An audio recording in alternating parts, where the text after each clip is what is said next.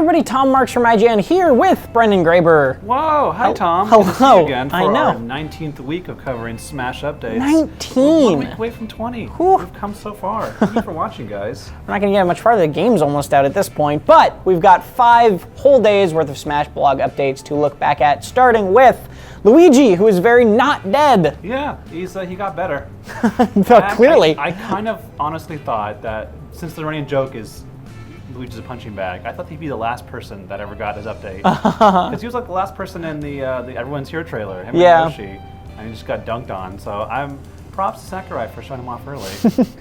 Luigi's not much of not an unknown quantity, right? Like, we kind of know how he's playing. And he used to be a clone.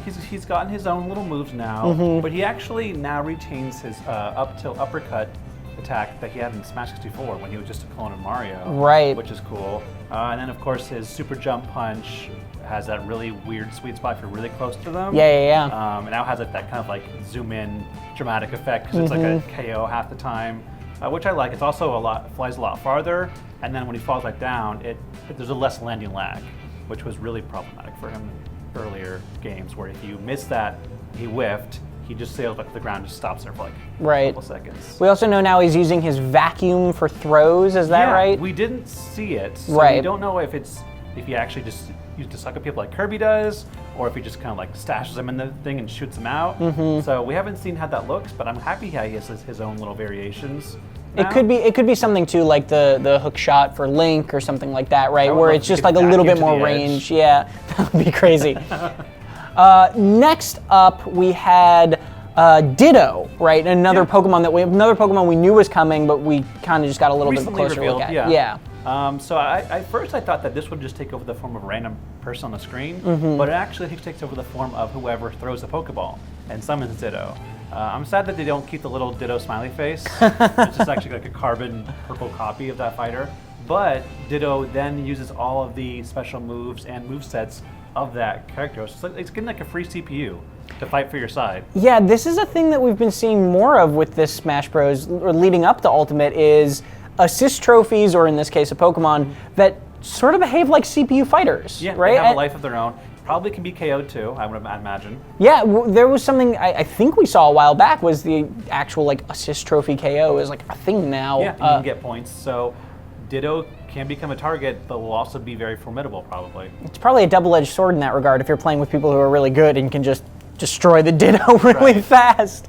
We also got a piece of music this week, Castlevania. The Lost Painting, which is from Symphony of the Night.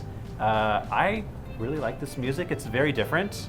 It's kind of like, I wish I could describe it. It's its own thing. It's not battle heavy. It's not totally relaxed, but it's kind of chill a little bit. Yeah. It was composed by Tetsuya Shibata.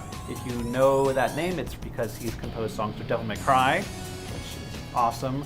A lot of other Capcom games like Monster Hunter series, a couple Resident Evil things. He's made his own company now, but he used to do a lot of Capcom games. So I really like the song, and I want more of this composer, please. Yeah, I really like seeing it too, just also because it's really nice to see more Castlevania stuff, right? Yeah. We knew that Simon was coming, but we knew there could be a lot of songs. Yeah, and now we're getting a little bit more of that early on, which is great. What better time to show them off than right when Castlevania appears on Netflix? You should probably go watch, because I like that series. I wonder if that was planned. I wonder if it was. We also saw a returning stage, Green Hill Zone. Yeah, that's something we saw in the demo. Yes. We can get footage of that too. It's kind of like, that back from, what was it, Brawl? When it was first introduced, it has that sloping stage with the little checkpoint rings that can hit you. Right. And the breakable platforms. All that destructibility.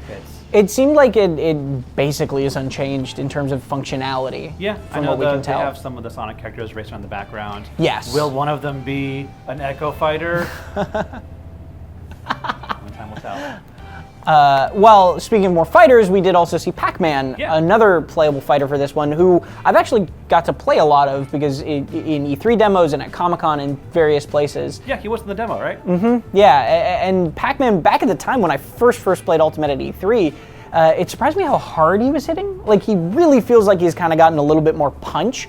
And you got that whole new Final Smash. Yeah, and now, before you did the directional inputs, which they kind of leaned away from and favor of more like less of a prompt from the player. So now he just goes back and forth moving through the screen, and you kind of tilt to change if he's going upper or lower. Right. But that's about it. He will go across the screen no matter what you do. And it's very fast. That's Yes. the main thing about the Final Smash for me that's a huge upgrade from the other one.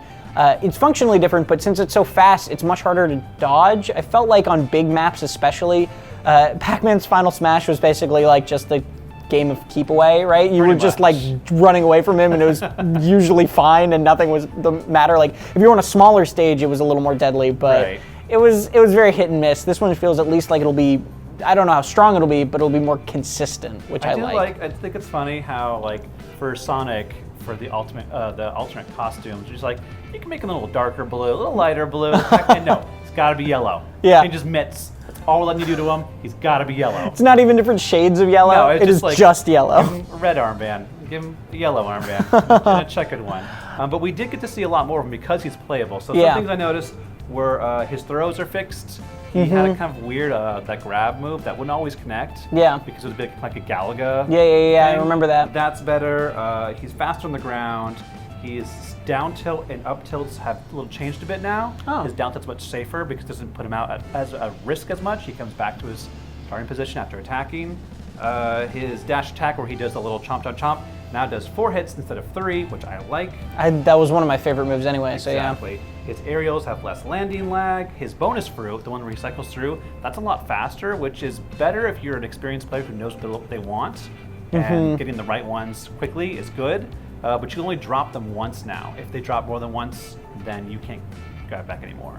And then also his fire hydrant move, one of my favorite moves, that can actually, the water that shoots out can now be attacked and dismantled. So that's good for him because you can actually use it to your advantage. But not so for against other players because they can also see it coming and knock out of the way too. And the same goes, last thing, for his up B, where he has the little, what do you call them? the little trampoline thing almost. It changes the color, but also it's now attackable. So if you break it, he goes into freefall mode, which could be good for him, but usually probably bad for him. So it's interesting because he's very, very much like looks on the surface like a similar character, but there's, like you said, a lot of little changes with him. And some of those are pretty good improvements. Some of them could be nerfs. I look forward to playing those more. And finally, the last thing we got was a new assist trophy, Nikki, who I saw this character and I was like, I've literally never seen this character in my life before. Who are they? It's kind of like a fan favorite character. Nikki was in the 3DS swap notes, which had a lot of people who loved passing doodle notes to each other, and it had she was like a tutorial character, but she could become the icon of that little thing. And after a while, Nintendo's like, you know what? People are probably sending inappropriate things over doodles to kids. Let's shut that down. People were very sad, and then Nintendo's like, okay, you like Nikki, let's put her in this other game. And so now she's kind of like have little cameos in other games, and she's back in Smash. Yeah, and it looks like she hops up and she'll draw things that'll then come to life and affect the board. Kind of like that guy in Kirby. Right, yeah. So I think the example they gave in a screenshot for the blog was like a fan that was like spinning people around, and it's fun. It's random. I like it. I think I'm looking forward to seeing what that's actually going to look like in game as well, moving. But that's all the updates from the Smash blog this week. For everything Super Smash Bros. Ultimate, stay right here on IGN.